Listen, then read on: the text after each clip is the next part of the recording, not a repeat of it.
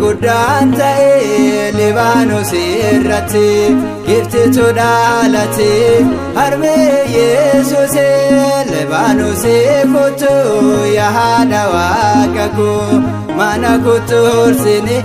gogee garraame koo ifni guddaan ta'e Libaanos irratti giftitu dhaalate harmee Yesuus Libaanos kottu yaa haadha Waaqa koo mana kottu horsine gogee garraame koo.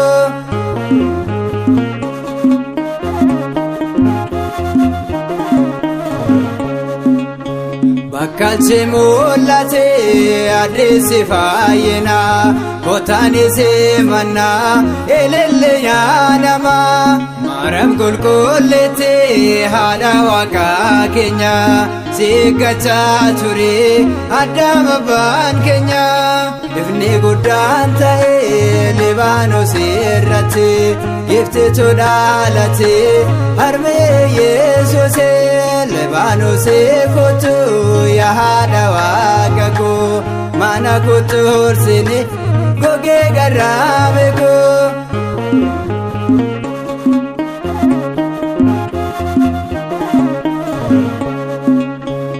Baroota dheeraadhaaf ibsaa malee turre gaaddidduu dukkana Si'oolitti galle bakkalchi nu baanaan urjiin calaqqise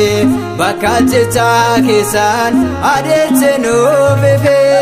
ifni guddaan ta'e Libaanos irratti giftitu dhaalate harmee Yesuus Libaanos kottu yaa haadha Waaqa koo mana kottu horsine gogee garraame koo.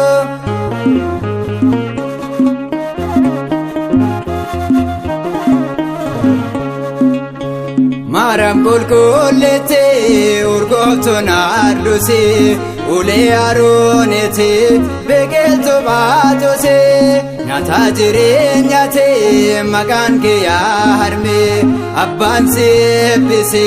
saameerra si argee ifni guddaan ta'e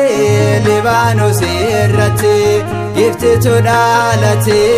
harmee Yesuus Libaanos kottu yaa haadha Waaqa koo mana kottu horsine gogee garraame koo.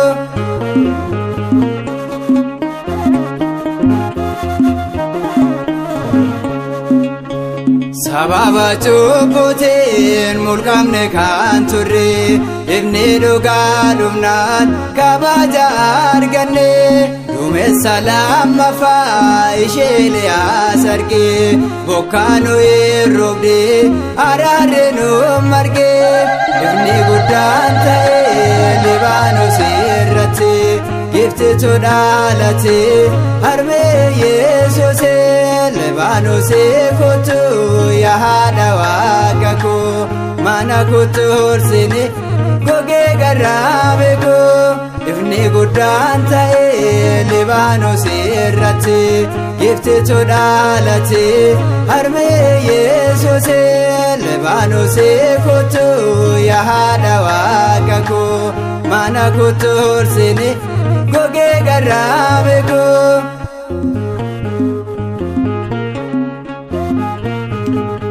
Kaasee kan nu jalqabsiisee kan nu xumursiisee